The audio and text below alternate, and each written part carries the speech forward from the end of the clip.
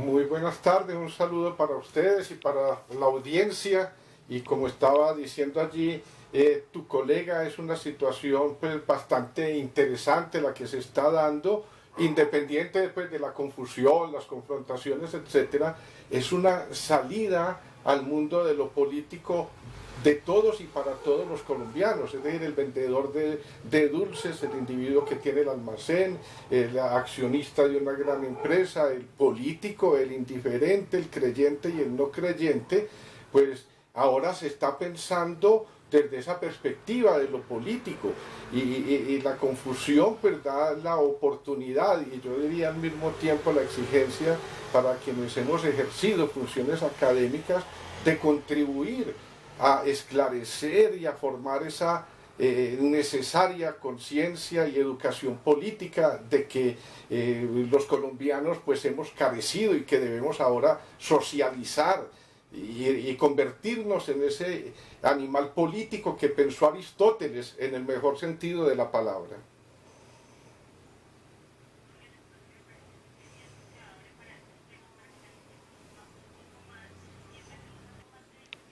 Es bien importante porque hay esa confusión. Las personas están, muchos, creyendo que lo que se trata es de aprobar una determinada normatividad, como quien dice una nueva constitución y unas nuevas leyes, en absoluto. Yo espero no generar más confusión y ser tan claro como sea posible. Es decir, hay una diferencia fundamental entre lo que es un plebiscito y lo que es un referendo. ¿Ya? El referendo, si se hubiera convocado un referendo, que no se convocó un referendo en un plebiscito, pero el referendo sí es para aprobación de normas, ¿ya? Es decir, de cuerpos normativos, leyes, decretos, decisiones que se toman y que se traducen en normas jurídicas de obligatorio cumplimiento. Eso es el referendo. El plebiscito es una cosa concreta como es el aval que se le da a una acción, a una determinada, a un curso de acciones que el gobierno requiere o quiere en determinados momentos contar con un apoyo para realizar esa acción política. De manera que no se trata ni de modificar leyes, ni de modificar la Constitución en absoluto, simplemente es decir, sí, estamos de acuerdo con que el presidente de la República llegue a un acuerdo que termine el conflicto armado con las FARC-EP. Eso es todo.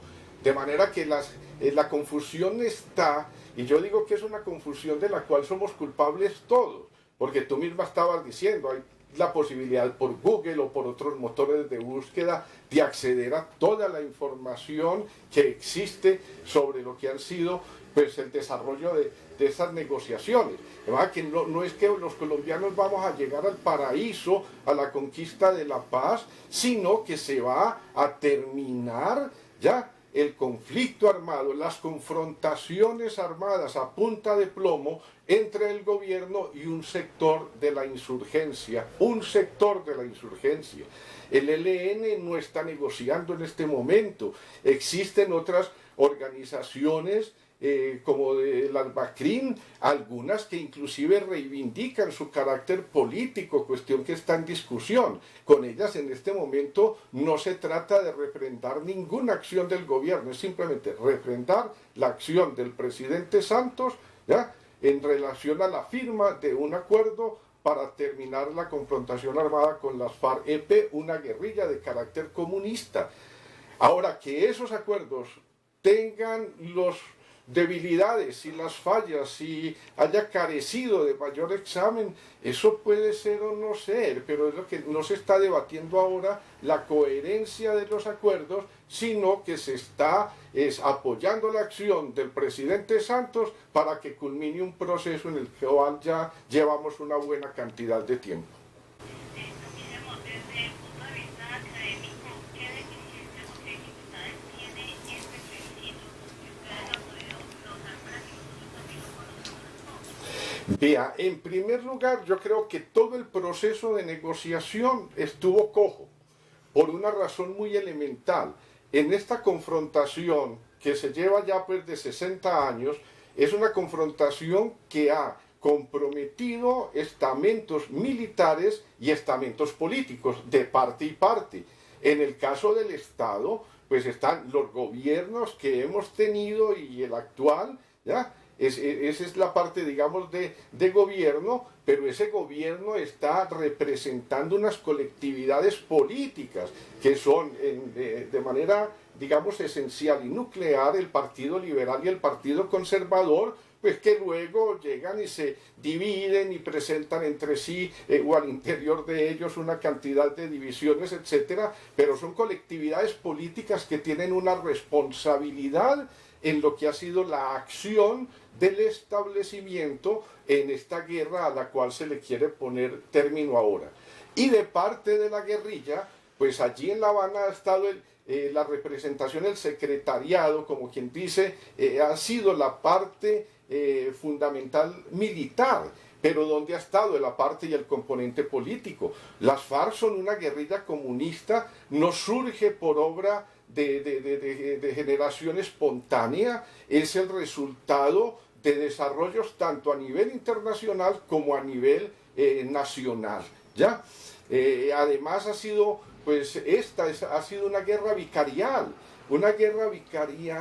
que surge en ese contexto o marco de la Guerra Fría, es decir, de la confrontación de los dos grandes sistemas, de una parte el sistema socialista y de otra parte el sistema capitalista. El gobierno colombiano representando los intereses de ese sistema capitalista en el ámbito hemisférico y las FARC desarrollando una política del campo socialista que tenía como propósito modificar la correlación de fuerzas a nivel internacional.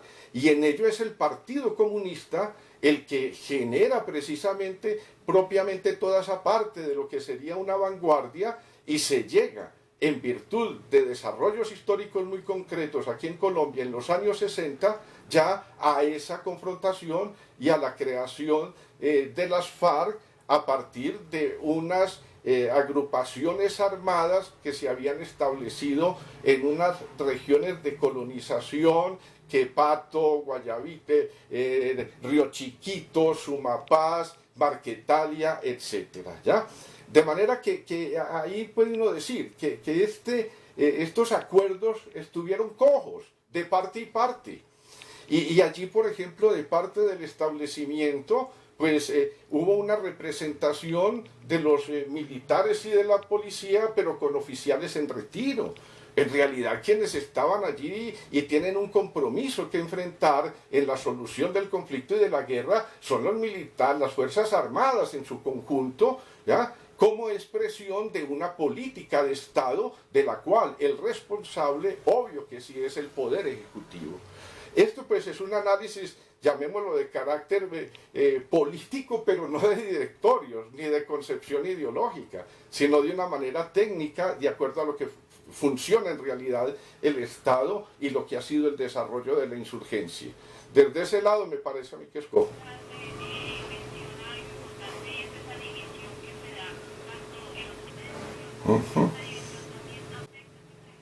A ver, claro que sí, pero es que detrás de lo que puede ser el interés particular o partidista, ¿ya?, de uno de esos directorios o de estas agencias de empleo que fundamentalmente en eso se han convertido los partidos políticos, hay que pensar de que detrás de ello hay grupos de intereses. ¿Cuáles son esos grupos de intereses que se representan políticamente? Son los intereses, por ejemplo, de los agricultores, ¿ya?, los intereses de los industriales, los intereses de los ganaderos, los intereses de los que son los empleados públicos, etc. Y dentro de cada una de esas categorías hay diferencias también. No es lo mismo si nos ubicamos entre los agricultores, los intereses políticos y sociales de los que tienen latifundios, a las personas o el campesino que es a veces simplemente arrendatario o tiene un minifundio que escasamente le permite sobrevivir. Entonces esos intereses, obvio que se expresan en la esfera de los conceptos políticos. Y en este caso particular es una cosa que no pues han logrado a nivel del manejo de opinión clarificar bien lo que muchas gentes tienen miedo y pánico, y de ahí que cuando les mencionan castrochavismo y comunismo y etcétera, tiemblan. Y es porque piensan que el modelo de la propiedad privada, que el modelo capitalista en Colombia se resquebrajó. Pues una cosa es que funcione mal, pero otra cosa es que se haya resquebrajado o que ahora, en razón de los acuerdos, se vaya a dar por terminado. De hecho, en las conversaciones y en lo que se firme, digamos finalmente, y se apruebe, allí no se está cuestionando el modelo económico, no se está diciendo que la propiedad privada es un robo y que en consecuencia se van a expropiar a todos los propietarios y se va a establecer un sistema de propiedad social único y este tipo de cosas. Eso no está, pero en el imaginario de las gentes, para que digan, no, es que no se puede porque aquí nos van a entregar al comunismo, al chavismo, va a ser una cuestión como en Cuba, van a comenzar las nacionalizaciones, las expropiaciones. Eso no está sino en el imaginario, ¿ya?, que ha sido alimentado por unas personas que yo debo decir, sí son muy interesados y el interés de ellos es la guerra. ¿Por qué? Porque es que la guerra es un negocio.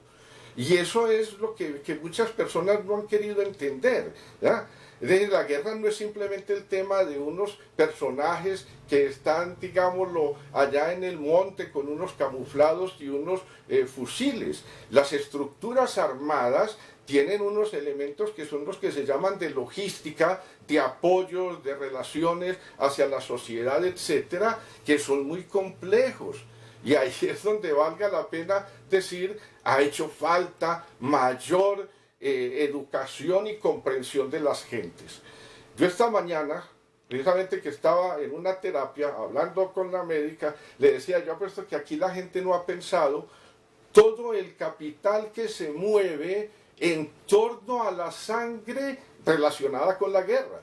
Pero no la sangre derramada por guerrilleros ni por militares o por policías, sino la sangre que se vende a proveer los hospitales de campaña y los hospitales a los cuales finalmente llegan los heridos y demás. Ese es un negocio multimillonario. ¿Quién ha pensado en eso? Y cómo se van a ver afectados en el evento en que se dé por terminada esa confrontación armada. Los negocios que a la gente le preocupan, que las armas, los fierros. A mí personalmente, y lo digo pues como militar y como analista político, eso me parece secundario. Hay otras cosas que mueven más capital y más intereses en relación con la guerra. Píllese esta parte de los medicamentos, anestésicos, ¿ya?, antibióticos, así sean vendas para colocar en las heridas y que las requieren ambos ejércitos. Y no solamente ambos ejércitos, sino a veces elementos sociales que de alguna manera constituyen redes de apoyo de las acciones militares que ellos ejecutan y que a veces requieren hasta de tranquilizantes, ¿ya? Eso es todo un funcionamiento económico, pero la gente solamente mira ¿qué? El común de las personas. Miran las armas y miran la cocaína o la marihuana, ¿ya? Y todos los otros aspectos de la actividad económica, ¿qué? Ambos ejércitos necesitan de botas y allí se involucra la industria del cuero, ¿ya? A ver, yo voy a decir algo y lo digo de manera, pues, así, muy puesto sobre la mesa, sin hacerme otro tipo de consideraciones. Este ha sido un gobierno, en cierta medida, bobalicón, ¿ya? Pero, no obstante, ha generado cosas que son importantes. ¿Por qué digo yo esto? Bobalicón en este sentido. Aquí en Colombia una democracia real está por construirse. Y entonces cuando el presidente convoca a un plebiscito, parte del supuesto que ya esa democracia sí existe y que hay pueblo, que hay un pueblo con una cultura política para tomar decisiones, avalar o rechazar la acción del Estado. Y resulta que nosotros no tenemos ese pueblo con esa cultura política. Prueba de ello es lo que en este momento tú y tus compañeros y yo también aquí estoy colaborando con ustedes, es precisamente para ello, para ayudar a clarificar, para ayudar a generar esa cultura política de la cual no nos hace falta. Entonces, Santos bien pudo haber generado y demás, pero vaya uno a saber la decisión y si la tomó él o con su equipo o con las redes sociales que lo pueden apoyar de convocar al plebiscito, porque pudo no haberlo confrontado y yo diría que en el fondo podría seguir las cosas igual a como han venido aconteciendo en el país desde hace mucho rato, ¿ya? Yo estoy seguro que sí, en ese sentido sí, y estoy completamente convencido, y lo digo desde mi propia experiencia y desde mi propia vida. Quienes hemos estado, y fíjate, verá, aquí estoy haciendo una confesión, quienes hemos estado en la vida militar, que conocemos la guerra, somos los que más queremos la paz. Aquí ha habido un error muy tenaz, y es pensar que quienes hemos portado uniformes y hemos portado armas somos los malos del paseo. Y yo diría que hay que volver atrás esa parte del concepto, porque es una realidad que quien está en el monte, quien está permanentemente esperando la penetración de algo en su cuerpo que termine con su vida, que está pensando en su familia y demás, ¿cómo no va a querer la paz? Pero son quienes están de pronto en escritorios y en comodidades de otra forma, o usufructuando las ganancias que la guerra produce, quienes son enemigos de la paz y contrarios a ella, pero los guerreros no. Yo diría que en la práctica se ha visto aquí en Colombia, de guerrilleros atendidos por militares, y viceversa, igualmente. Ahora que en ambos ejércitos se han cometido abusos, que integrantes de ambos ejércitos están incursos, ¿ya?, en graves delitos que deben ser juzgados, eso es innegable. Pero que hay personas allí integrando las filas de los guerreros que ameritan todo el respeto y que yo diría son los primeros en desear un fin a esta guerra, no me queda la más mínima duda. Y yo lo digo, inclusive aquí valga la pena expresar y aprovechar esta oportunidad. Yo en estos momentos estoy con mi decisión de votar por el sí, y no porque apoya a Santos, ni porque apoya a las FARC, para nada, en absoluto, porque pienso en el futuro de mis hijos y que vale la pena, ¿ya?, superar o por lo menos neutralizar uno de los elementos que no nos dejan vivir como bien nos merecemos vivir los colombianos, en paz y con felicidad. Así es. Muchas gracias a ustedes y a la audiencia, un buen ánimo y cada quien busque la información que ahí está, por todas partes.